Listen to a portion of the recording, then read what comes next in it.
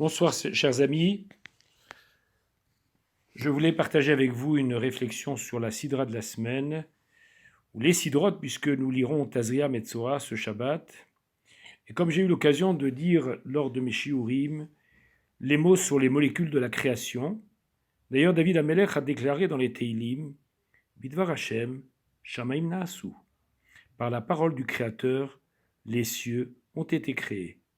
D'ailleurs, le mot chose et parole ont le même vocable en hébreu, à savoir davar.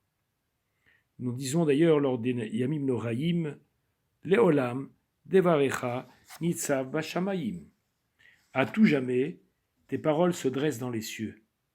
Cela signifie que ce qui existe dans ce monde n'est que l'émanation divine, et ceci est une réalité pérenne.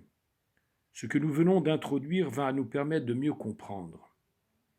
Les deux sidrotes de la semaine Tazria Metzora, dont le thème principal sont les affections lépreuses, qui n'étaient pas le fruit d'une affection congénitale, mais d'une manifestation due à un dévoiement de langage, ou encore un dévoiement de comportement.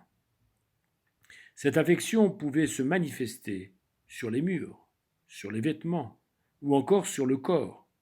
Seul le Kohen était habilité à déclarer si la personne nécessitait une mise en quarantaine ou pas pour une durée de 7 jours, qui pouvait être interrompue à l'issue de cette période où il pouvait rempiler. Ainsi, pendant cette période d'isolement, de confinement, il y avait une introspection de l'individu. Prendre également conscience de l'importance du lien social, comme il est dit dans la Torah, Badad Yeshev Michutz Lamachane Mekomo. Seul il résidera, en dehors du camp sera sa place. D'ailleurs, Badad, sa valeur numérique, 2 plus 4 plus 4, ça fait 10. Il était donc dissocié de la société et ainsi il y avait une prise de conscience un peu plus aiguë. Et aussi, et surtout, de l'importance que la parole revêt puisqu'il attendait le Kohen qu'il vienne et déclare un seul mot, Tahor Otameh. Ces paroles allaient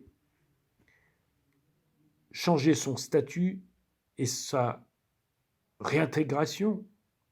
Cet isolement nous rappelle ce confinement et nous attendons que ce fléau cesse et nous permette de retrouver notre vie de tous les jours et de nous rapprocher de notre Créateur.